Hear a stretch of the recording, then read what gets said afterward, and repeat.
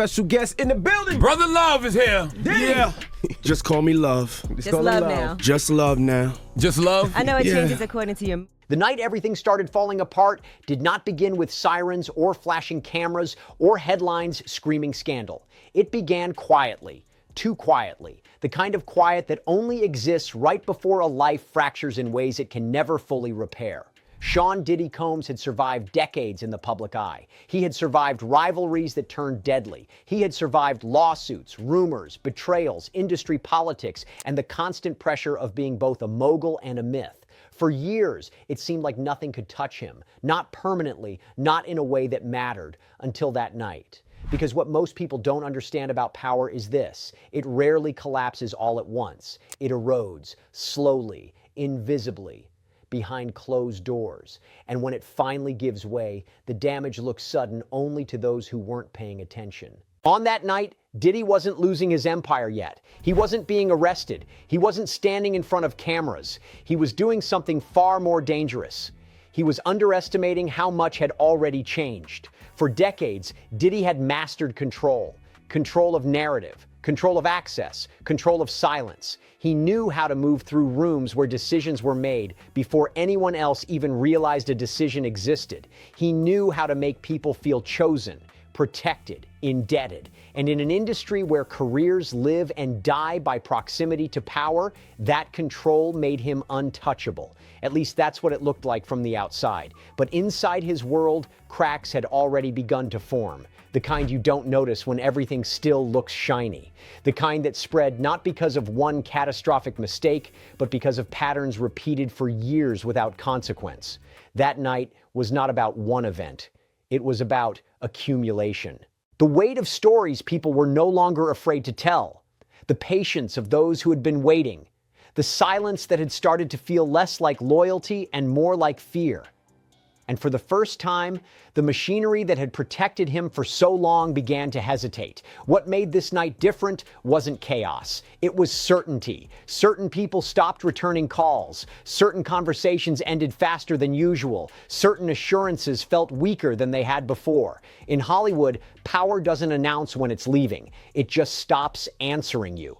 Diddy had built his career on reinvention. From producer to artist. From artist to executive. From executive to icon. Every time the culture shifted, he shifted with it, staying just ahead of the wave. He wasn't just part of the industry. He helped define how the industry worked. But reinvention only works when the audience still wants to believe.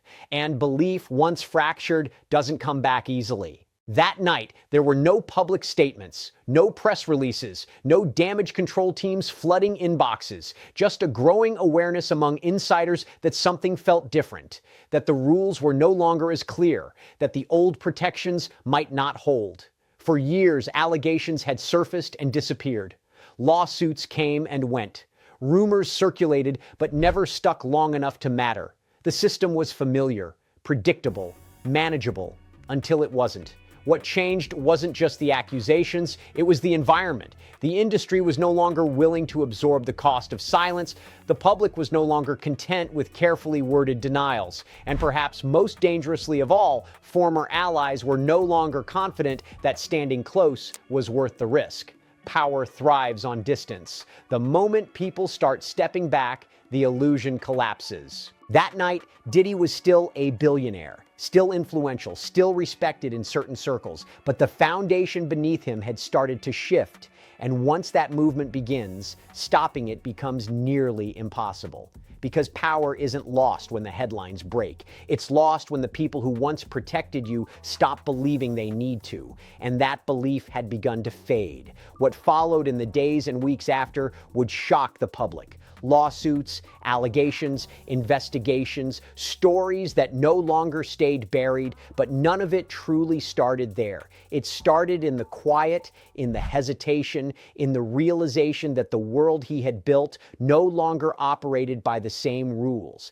This was not the fall yet. This was the moment gravity became unavoidable. And once gravity takes hold, even the most carefully constructed empire eventually comes down. For years, Sean Diddy Combs existed inside a category few ever reach. He wasn't just famous. He wasn't just rich. He was institutional. His presence shaped rooms before he entered them. His approval could turn unknown artists into global stars, and his disapproval could quietly end careers without leaving fingerprints. This was the version of Diddy the public knew: the visionary, the hustler, the survivor, a man who had outlived every era that was supposed to end him. But power like that is never accidental. It is built deliberately, layer by layer, through relationships that blur into obligations, favors that transform into leverage, and silence that becomes currency. Diddy understood this better than most. From the earliest days of Bad Boy Records, he didn't just sell music. He sold proximity, access, belonging. To be close to him meant opportunity. To be distant meant irrelevance. And that understanding shaped everything. Artists signed contracts they barely questioned. Executives overlooked behavior they didn't want to name. Industry figures learned which questions not to ask. Not because they were forced, but because the system rewarded compliance and punished curiosity. Fear wasn't always loud. Sometimes it looked like loyalty. Sometimes it looked like gratitude. Sometimes it looked like people telling themselves they didn't see what they saw. This is how myths survive. For decades, Diddy's public image grew stronger, even as whispers followed him quietly from room to room. Stories that never quite made it to print, incidents that were explained away, lawsuits that settled without resolution. Each time, the narrative reset. Each time, the machine absorbed the shock. Because Diddy wasn't operating alone. He was operating inside an industry designed to protect its most profitable figures. Labels, lawyers, publicists, fixers, all moving in coordination, whether consciously or not, to maintain the balance. And for a long time, it worked. Every scandal seemed survivable because none of them landed at the same time. They were isolated, fragmented, easy to dismiss as misunderstandings or exaggerations. The pattern remained invisible as long as each piece stayed separate. But patterns don't disappear, they wait. As the years passed, the culture began to shift in subtle ways. Artists grew more independent. Social media removed gatekeepers.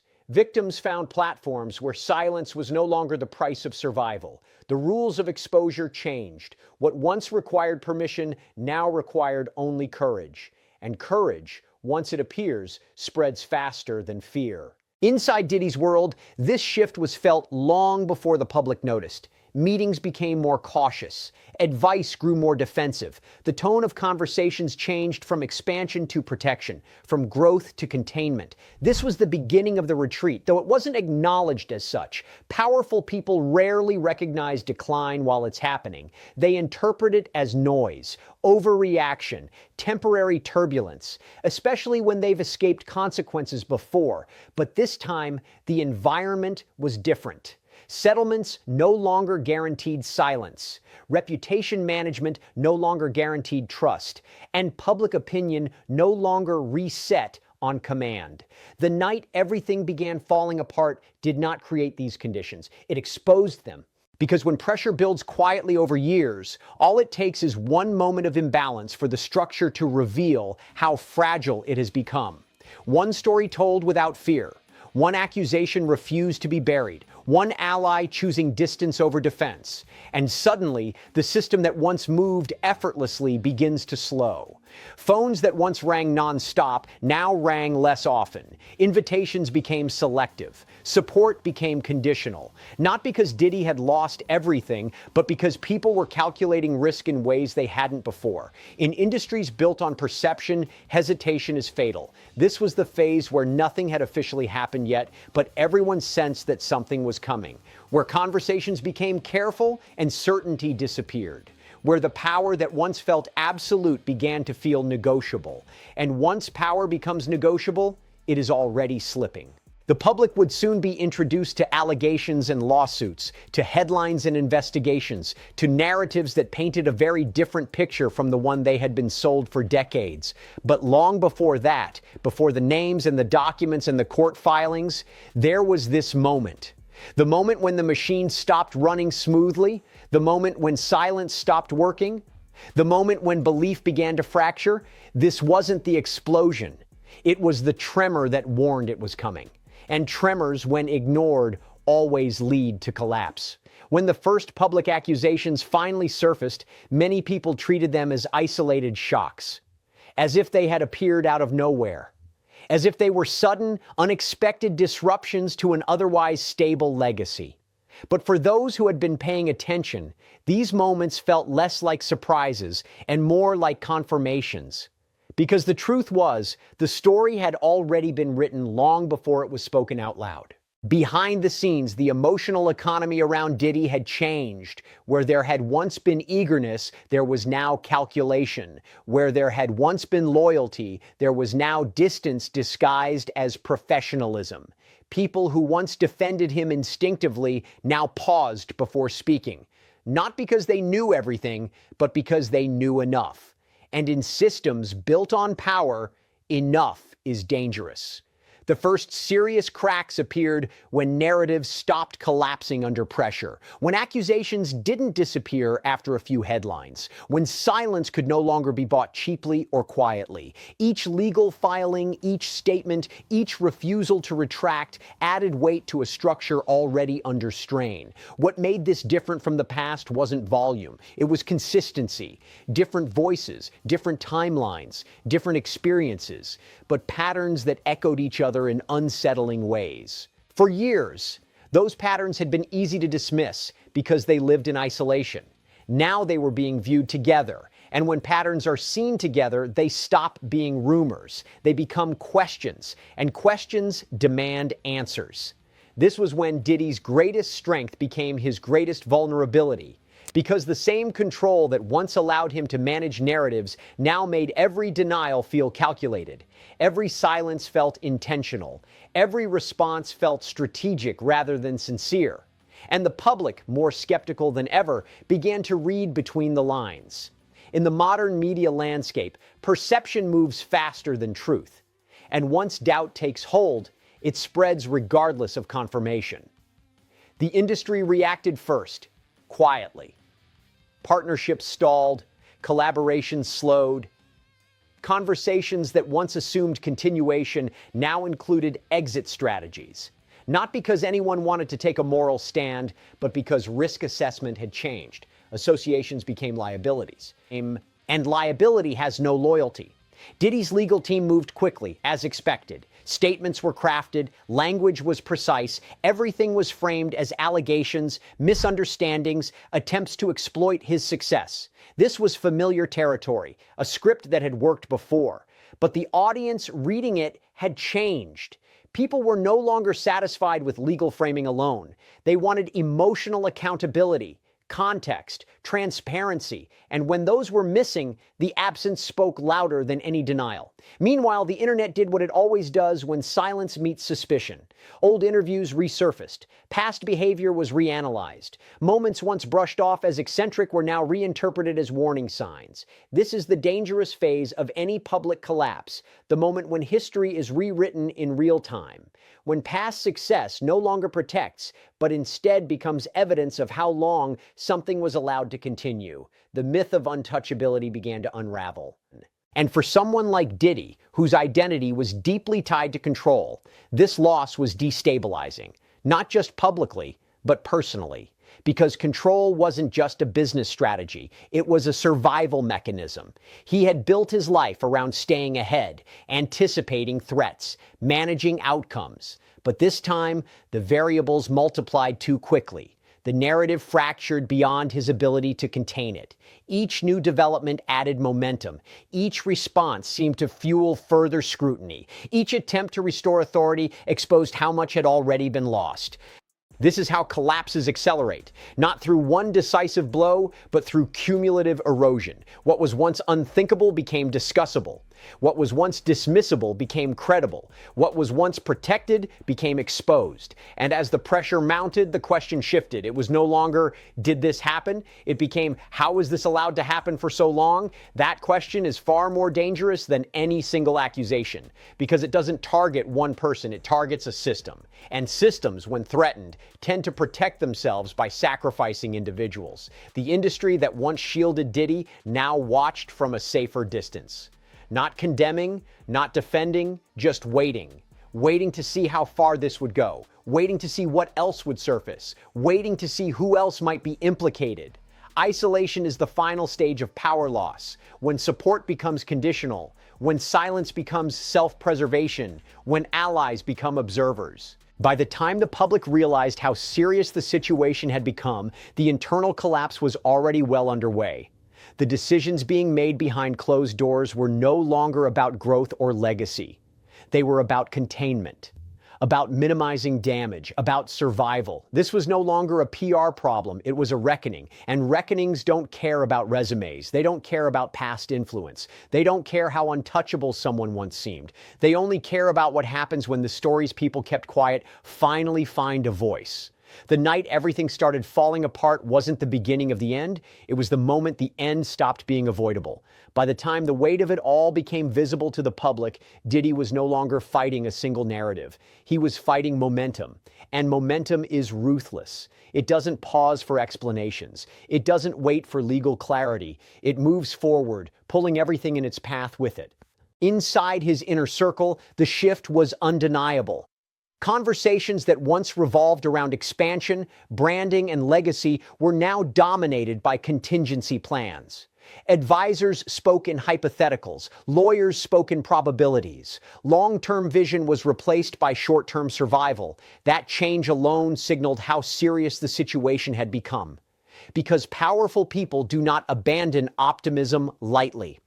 The most damaging aspect of this phase was not what was being said publicly, but what was no longer being said privately. Encouragement faded. Certainty disappeared. The confident assurances that this will pass sounded less convincing each time they were repeated, and repetition without belief is hollow. What made this unraveling especially brutal was how familiar it felt to the industry. Hollywood had seen this cycle before, not with Diddy specifically, but with figures who once seemed permanent. People whose influence felt structural rather than personal.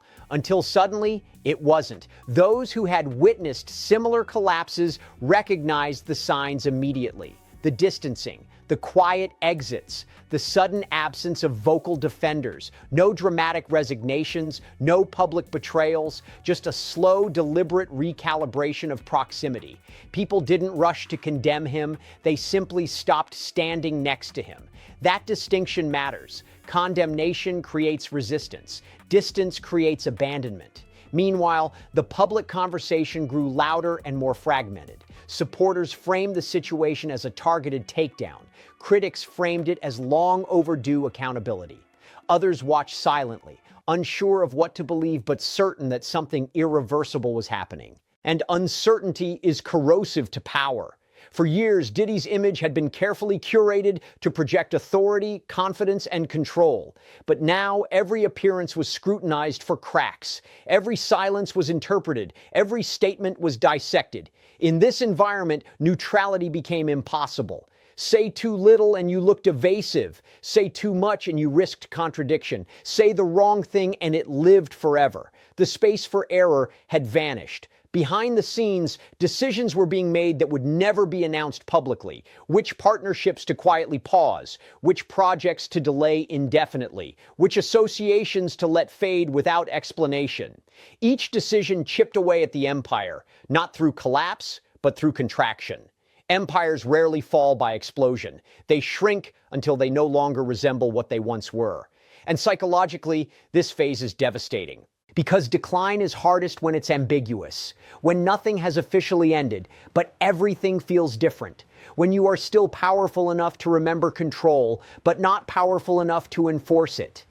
That tension wears people down. The pressure to respond, the pressure to remain composed, the pressure to maintain an image that no longer aligns with reality. Over time, even the most disciplined individuals begin to fracture under that weight. And fractures don't always show up as breakdowns. Sometimes they appear as defensiveness, as rigidity, as a refusal to acknowledge how much has changed. From the outside, it may have looked like confidence. From the inside, it was containment. Containment of fear, containment of uncertainty, containment of the realization that the narrative was no longer his to shape. This is the moment many powerful figures miscalculate. They assume endurance will carry them through, that if they hold their ground long enough, the storm will pass. That history will repeat itself.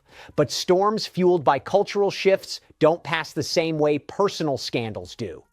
This wasn't just about one man's actions. It was about an industry being forced to confront what it had normalized. And when accountability becomes systemic, individual influence loses its leverage. The question was no longer whether Diddy could survive this moment.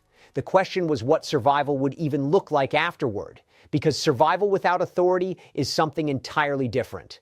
As the story continued to unfold, it became clear that the outcome would not be defined by a single verdict or resolution. It would be defined by permanence, by what could never be restored, by relationships that could never return to what they were. Trust, once fractured at this scale, doesn't heal quietly. And legacy, once questioned, never fully recovers its original shape. The night everything started falling apart did not destroy Sean Diddy Combs in one blow. It set him on a path where every step forward felt heavier than the last, where the past stopped offering protection, where the future became uncertain in ways wealth alone could not solve. What remained was a reckoning not just with allegations, but with the reality of power itself. Because power can survive scandal. It can survive criticism. It can even survive isolation. But it cannot survive when belief disappears. And belief was slipping away.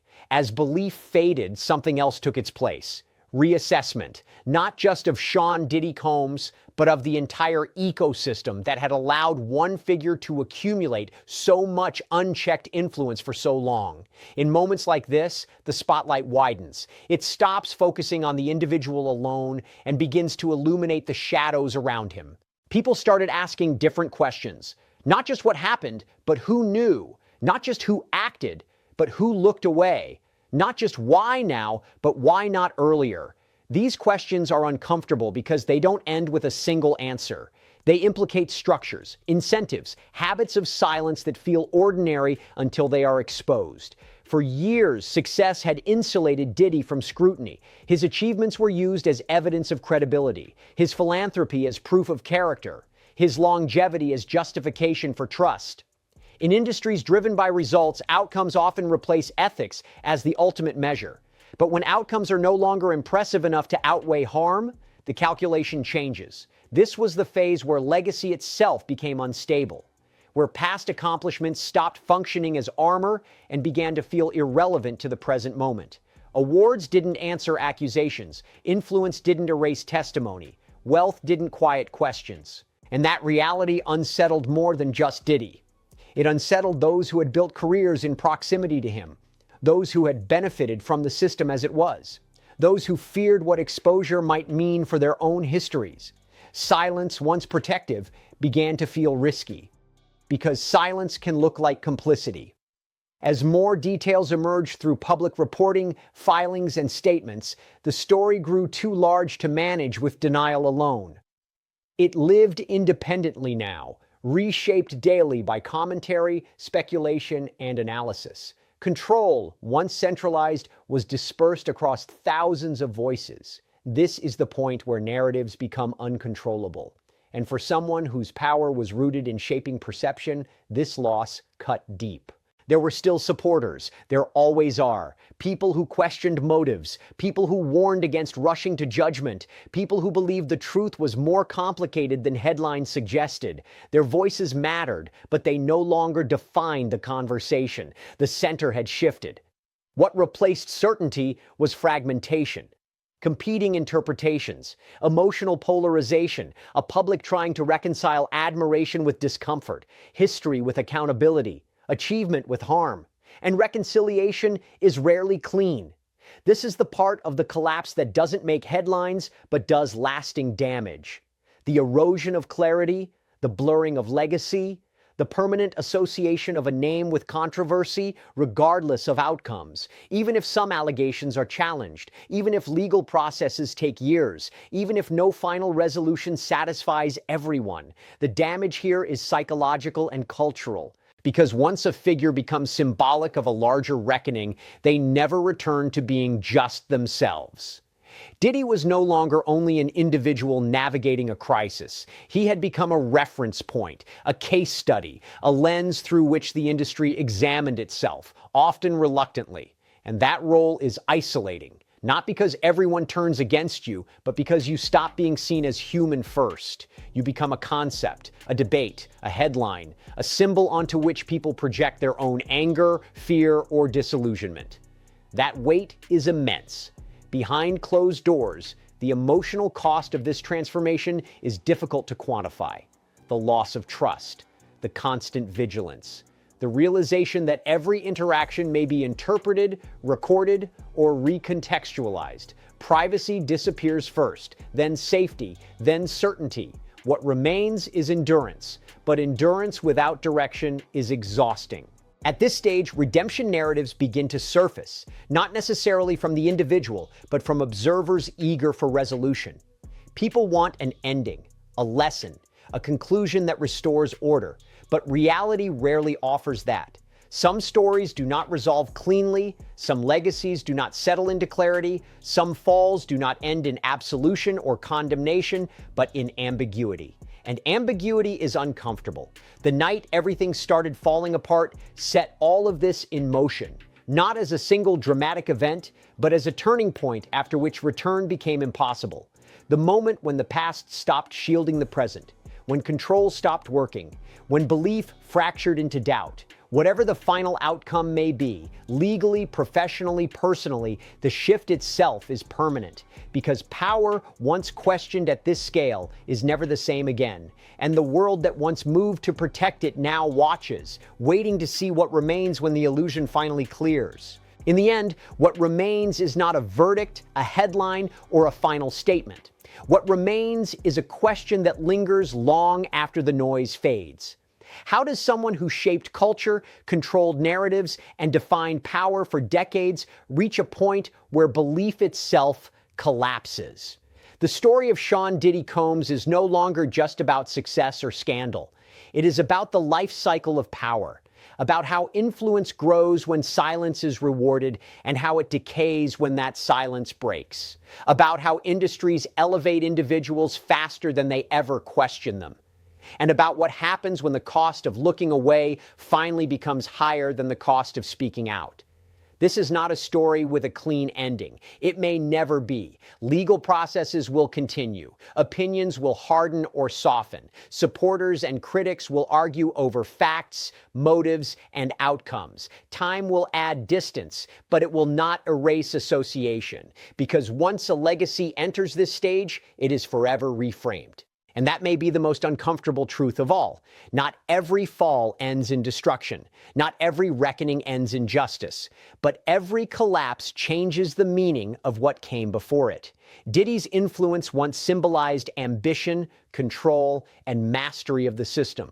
Now it forces a different reflection on accountability, on silence, and on how much power any one figure should ever be allowed to hold without challenge. This is not about celebrating a downfall, and it is not about denying complexity. It is about recognizing patterns while they are happening, about questioning systems before they produce consequences, and about understanding that belief, once lost, cannot be engineered back into place, because power doesn't end when the lights turn off. It ends when people stop believing in it. And belief, once broken, leaves behind something far more lasting than fame ever could.